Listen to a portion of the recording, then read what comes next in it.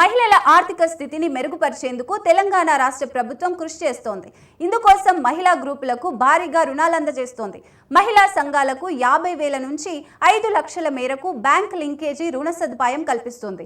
దీంతో మహిళా చిరు వ్యాపారులకు ఆర్థికంగా దోహదపడమే కాకుండా వారి స్వావలంబనకు తోడ్పాటును అందిస్తోంది. రాష్ట్రంలో మొత్తం 3,91,361 స్వయం సహాయక గ్రూపులున్నాయి.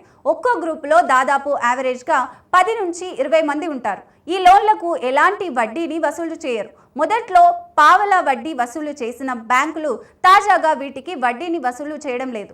కొన్ని బ్యాంకులు ఈ నిబంధనలు ఫాలో అవుతుండగా మరికొన్ని బ్యాంకులు వడ్డీని వసూలు చేస్తున్నాయి.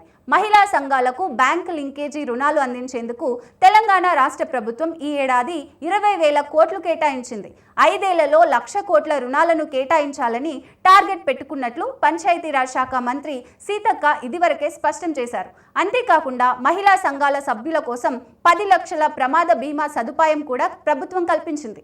రాష్ట్ర వ్యాప్తంగా ఈ బ్యాంకు లింకేజీ రుణాల పంపిణీ ప్రక్రియ వేగంగా జరుగుతోంది. అన్ని జిల్లాల్లో 60% మేరకు పూర్తి అయినట్లు అధికారులు తెలిపారు.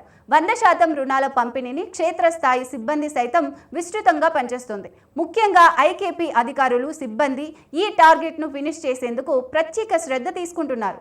మహిళా సంఘాలతో సమావేశాలు నిర్వహించి రుణాల గురించి, వాటి లాభాల గురించి వివరిస్తున్నారు. టైంకి కడితే మళ్ళీ లోన్, ఇప్పటికే రుణం పొందిన మహిళా సభ్యులు చిరు వ్యాపారులకు వ్యక్తిగత ఆర్థిక అవసరాలకు రుణాలను వినియోగించుకుంటున్నారు. బ్యాంకులు అందించే రుణాలను మహిళా సంఘాలు సద్వినియోగం చేసుకొని ఆర్థికంగా స్వశక్తి సాధించాలని అధికారులు సూచిస్తున్నారు. తీసుకున్న రుణాలను సరైన టైంలో చెల్లిస్తే తిరిగి కొత్త రుణం అందజేస్తారు. కాబట్టి మహిళా సంఘాల సభ్యులు ప్రభుత్వం అందజేస్తున్న బ్యాంక్ లింకేజీ రుణాలను పొంది ఆర్థికంగా వారి కాళ్లపై నిలవాలి.